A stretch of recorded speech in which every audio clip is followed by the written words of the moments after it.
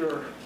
Caleb, I realize you're dealing with maybe changing and shifting lineup. That's a lot to keep, certainly to keep you busy. But in rivalry games or these kind of, does the psychological, the motivational come into play, or does that go out with high school and college kids, and that's not something professionals buy into? Yeah, I mean, I think we're always motivated. It's our jobs. We have to keep our jobs, and to keep our jobs, we have to perform well. So, yeah, I think it's definitely more of something that's played up. We're always motivated. You know, we always have reasons to want to play. But this is definitely one of those games that's a little bit bigger than the others. We know that, mainly because of our supporters and how bad they want to beat, you know, the city down the street. You know, I think, what did I say? I had it circled, Austin circled twice. I think I had this one circled 3 times. So it's a big game, and they're going to be very similar to Austin. They haven't won in their new stadium. They're going to be very desperate, and they're going to have a lot of intensity and reason to want to get a piece of us, and to want to get 3 points. So it's going to be, I think, a chippy game. It's going to be an emotional game, another one. We're in a very challenging situation with, I think it's 10 or 11 guys gone or out. Last time I counted, I think it was 10. Could be 11. So we're very thin. We still have a really good roster, which helps, and we still have really good players who are available. But we're definitely thin at the 9 position, the winger position, and the midfield position. So we'll get through it. We always do, and in some ways, I told the group, we seem to thrive in these type of situations where we got to figure out a way to, you know, grind out a 3-point win on the road. With that many guys out, how much of it is strategizing, or other guys just need to step up when you need them to and take advantage of early opportunities like Saturday when you had a couple chances within the first 5-10 minutes? Yeah, I think it's a little bit of both. You know, you don't want to just go next man up when you're on your 3rd or 4th, because you start to get so thin where that doesn't make sense, and you need to come up with a different solution. But unless you believe in that next guy that's going to go in, you know, obviously we're on to the 3rd and the 9 position. You know, we really brought Bradley in to be starting these games. That's really the main reason we signed him, was we knew Giassi would be leaving for Gold Cup. And in 19, when that happened, we had J.J. Williams, who was a college draft pick, and we lost every game we played when we lost Giassi for the Gold Cup. So we signed Bradley to be the guy to step in. We knew he was a goal scorer and a starter in this league. So he's not healthy. That won't be an option. And now we have to figure out, you know, are we going with Miguel Berry? He's a young developing player. He had a good run the last several weeks when he was on loan at San Diego, scored a couple goals, gained a little confidence. So that's an option. Or are we trying to figure out a different solution? And also, perhaps maybe do we need to look at trying to get a guy to kind of help us during these, could be 7 games where Giassi's gone. But that's one position that we're kind of trying to manage. The other position is on the wing, you know, with Molino out, Derek out, and now perhaps Luis Diaz. That would be 3 guys, key guys that we've lost on the wing. Did Luis Diaz just happen today?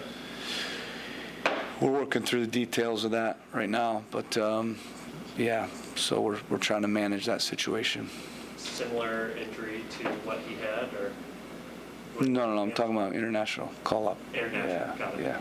At that forward spot, are you set on getting another guy in, or is it just something you're considering right I think it's a little bit of a tweener, the situation, because again, how quickly can Bradley come back? We think he'll hopefully play some minutes next week. But we know also in these next 5 to 6 games that we've got compacted windows where we've got 3 and 7, 3 and 8s a couple times coming up here. So not this week, but the next week. So when you really start to break it down like we have, it's probably be good to get an extra guy that can play up top and on the wing both, because again we're very, very thin at the 9 position and the winger position. With Milton, what's the latest on his injury? Yeah, he's out, hamstring injury.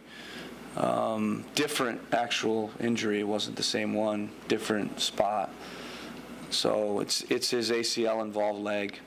So I think both of those soft tissue injuries, well, he's had two that were in the same spot. This is the third in a different spot, a little higher, more of a high hamstring. But it's in his involved ACL leg, so we think it's obviously connected. Yeah. Last time he missed about 2 months. Would you expect the same amount of time? Probably about 4 to 6 weeks. Yeah, would expect him to be out. You talked about potential other options if you don't go with Miguel and you don't bring someone in at the 9. Is that, I mean, are you thinking like a false 9? I know you don't want to give away too much, but I mean, are there a number of different options other than rolling with a true forward that you guys are looking at? Yeah, I mean, there's some options. We have a few other options, yeah. So, do we change formation? Do we look at, perhaps just some different rotations? I don't like terminology, false, this, that, but, at the end of the day, you'd be surprised. There are guys that can play up top that you'd never think about. Maybe it's not a 9. Maybe you play a 2 front. Maybe you play, like I said, different formation. But or you just roll with Miguel. The tough part is we had our best game of the year, and when you have your best game of the year, you'd like to keep as much continuity in what you were doing as possible. But we're not able to do that completely, losing Giassi. It definitely changes things. And perhaps losing Luis Diaz. And we talked last week about how important the defense has been in terms of grinding out results. Aloy is obviously a big part of that, but having a veteran like Evan who can step in, has already done it once for you guys, how important is that, and obviously you built your team with this in mind, but how important is that at the goalkeeper position to have a veteran as opposed to maybe a younger guy who's stepping in for his 3rd or 4th start over this stretch? Yeah, again, we brought in Evan to be the starter when Alo would leave for the Gold Cup. So he's healthy, and this is exactly why we brought him in. So it's good he got his first win as well. That always helps confidence-wise. So I think now that he's going to get a run of games, 5, 6 games, who knows, depending on how these teams do, we feel good about that position. And that's why we signed him, similar to Bradley. Caleb, you said this is the best game of the season so far. Yeah. What did you notice that was different? And was it the midfield, the forward line, was the attacking third? Can you give us just one thing that you really latched onto and said, hey, this is why it was the best? Yeah, I think we've been playing really well in the last 6 games. We've only lost 1 game in the last 6. And if you go back through the games, Philadelphia was an excellent performance. I said that afterwards. Austin's second half was very good. This was the most complete game we've had. Analytics show that as well. In the last 3 years, we've had 2 of our best passing games in the last 3 games. Philadelphia and this game were 2 of our best passing games in the last 3 years.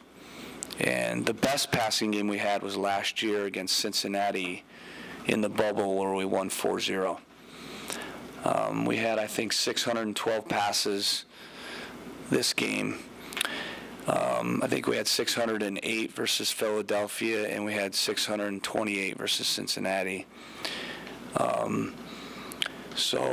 when you look at defensively, this was the best performance in the league in terms of an opponent getting front half possessions. They had one front half possession the entire game, and they had 0 final third possessions. And that's the best of any game in the entire season in MLS defensively. And you don't even need to see those things to know it was the best game of the year.